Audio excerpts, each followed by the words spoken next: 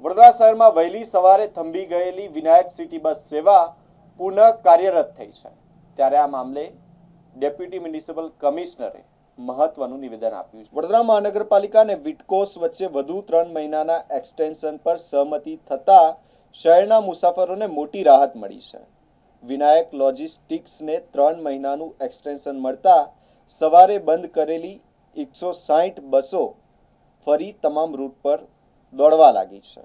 આ ઉપરાંત નવી 30 બસો પણ સેવામાં જોડાતા હવે સંયુક્ત સાહસ હેઠળ મહાનગરપાલિકા અને વિટકોસની બસો શહેરમાં દોડશે।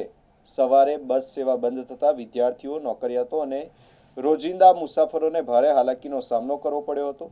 જો કે તંત્ર અને સંચાલકો વચ્ચે તાત્કાલિક બેઠક યોજાયા બાદ ગણતરીના કલાકોમાં જ સમસ્યાનો ઉકેલ લાવવામાં આવ્યો હતો।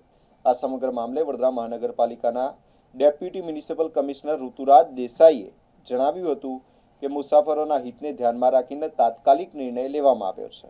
બસોની સંખ્યા વધતા શહેરના મુસાફરોને વધુ સારી અને સુવિધાજનક જાહેર પરિવહન સેવા મળી રહેશે। વિનાયક જે ટ્રાન્સપોર્ટ સર્વિસ જે વિટકોસની બસ ચલાવે છે એનો કરાર રિન્યૂ થઈ ગયો છે। 3 મહિના માટે એને એક્સટેન્શન પણ આપ્યું છે અને હાલમાં એની સેવાઓ શરૂ થઈ ગઈ છે, એટલે હાલમાં એવો કોઈ પ્રશ્ન નથી। ખાસ કરીને જે એનો કરાર જેનો સમય મર્યાદા પૂરી થઈ હતી પણ વડોદરાના નાગરિકોની સુવિધાઓ માટે થઈ અને પીએમઈ બસની જે આપણે માનનીય સીએમ સાહેબે જે લોન્ચ કરી એની પણ શરૂ કરવાની છે અને એની નવી ફ્લીટ પણ આવવાની છે। તો એના સંદર્ભે એ આવે ત્યાં સુધી આપણી સર્વિસ રાબેતા મુજબ ચાલે અને લોકોને તકલીફ ના પડે એના માટે થઈને આપણે ફરીથી એને કોન્ટ્રાક્ટ એક્સટેન્ડ કર્યો છે। કચાસ ક્યાં રહી ગઈ? કારણ કે ગઈકાલે તેનો કરાર પૂરો થયો હતો એટલે કચાસ નથી રહી ગઈ આમાં। એકચ્યુઅલી એને માટે કંઈ કોમ્યુનિકેશન ગેપ હતું, બાકી એથી તો એનો કરાર રિન્યૂ કરી દેવામાં આવેલો છે, કોઈ એવો ઇસ્યુ નથી।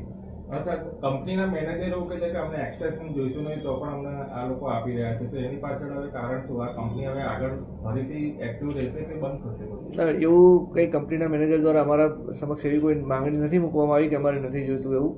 અમે એને એક્સટેન્શન આપ્યું છે ને એને સ્વીકારી લીધું છે અને હાલમાં બસની સર્વિસ શરૂ કરી છે, એટલે હાલમાં એવો કોઈ ઇસ્યુ જણાતો નથી કે એને નહીં જોઈતું હોય એવું। કમ્યુનિકેશન ગેપ ગંભીર મામલો લાગતું નથી?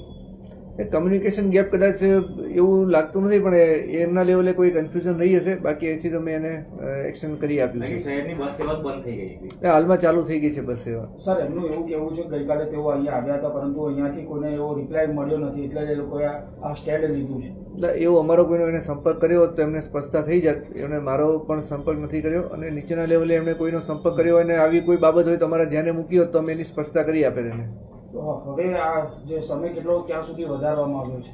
હવે હાલમાં 3 મહિના સુધીનો સમય વધાર્યો છે અને જેમ જેમ જરૂરિયાત પડશે ને જ્યાં સુધી સ્મૂધ ટ્રાન્સપોર્ટેશન નહીં થાય, લોકોને તકલીફ ના પડે એ માટેની અમે કાર્યવાહી કરીશું। સારું, તો હવે આવી ફરી પ્રકારની આવી ગેરરીતિ ઊભી થાય, બેદરકારી ન ઊભી થાય, ક્યાંક કોમ્યુનિકેશન ગેપ ન થાય તેના માટે શું હવે તકેદારી આપે? હવે તો તકેદારી એ જ છે કે અમે એને કીધેલું જ છે અને આમાં કોઈ જાતનું આવું લોકોને અગવડ પડે એવી કોઈ પણ બાબત નહીં થાય।